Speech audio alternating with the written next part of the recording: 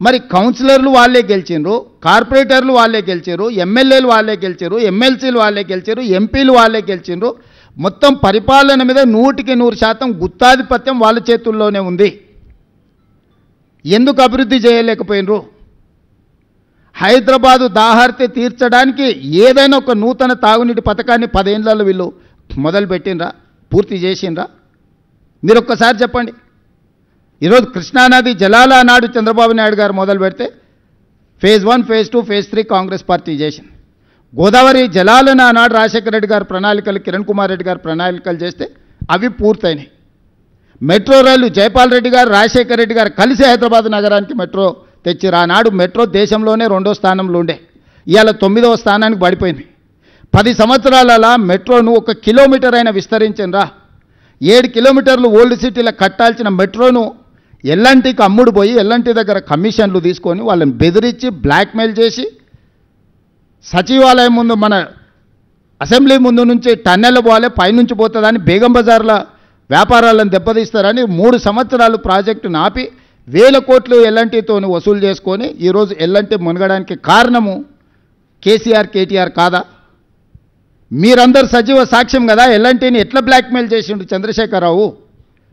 ఎందుకు మెట్రో నగర విస్తరణతో పాటు మెట్రో విస్తరణకు ఎందుకు ప్రణాళికలు చేయలేదు? ఎందుకు కట్టలేదు? 10 సంవత్సరాలు స్ట్రైట్గా 10 సంవత్సరాల 20 లక్షల కోట్ల రూపాయల ఆదాయము చంద్రశేఖరరావు గారి చేతికి వచ్చింది తెలంగాణ రాష్ట్రంలో. 20 లక్షల కోట్ల రూపాయల ప్రజలు కట్టిన పన్నులు చంద్రశేఖరరావు గారు ఎక్కడ ఖర్చు పెట్టిండ్రు, ఏమి నిర్మించిండు, ఏమి అదనపు ఆదాయాన్ని తీసుకొచ్చిండు?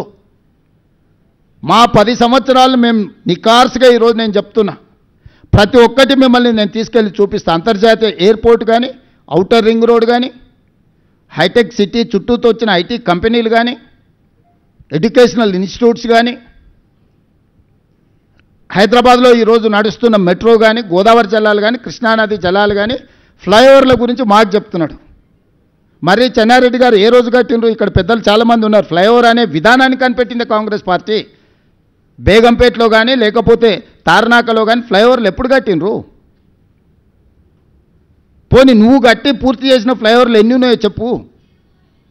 మేము కట్టిన ఔటర్ రింగ్ రోడ్డును పల్లి బఠానీలకు అమ్మేసుకొని పారిపోయినావు నువ్వు. పోయే ముందల క్లోజింగ్ సేల్స్ కింద లక్షల కోట్ల విలువైన ఔటర్ రింగ్ రోడ్డుని 7,500 కోట్లకు అమ్మేసిండు. అందుకే ఈరోజు ఆ 10 సంవత్సరాల పరిపాలన మేమున్నప్పుడు, బీజేపీ బీఆర్ఎస్ ఉన్న 10 సంవత్సరాల పరిపాలన అంచనా వేసి రేపటి 10 సంవత్సరాల కోసం నేను కొత్త ప్రణాళికలు రచిస్తున్నా. తెలంగాణ రైజింగ్ 2047 అనే ఒక పాలసీ విజన్ డాక్యుమెంట్ని ఈరోజు మేము తీసుకొస్తున్నాము. 2047కి స్వతంత్రం వచ్చి 100 సంవత్సరాలు పూర్తి చేసుకోబోతున్నాం. రాబోయే 100 సంవత్సరాల కోసం ఎలాంటి భవిష్యత్ ప్రణాళికలు ఉండాలనో మేము ఒక విజన్ డాక్యుమెంట్ ప్లాన్ చేస్తున్నాం. ఈరోజు మెట్రో విస్తరణకు 43,000 కోట్ల రూపాయల ప్రణాళికలతో కేంద్ర ప్రభుత్వానికి మేము ఇచ్చినాం.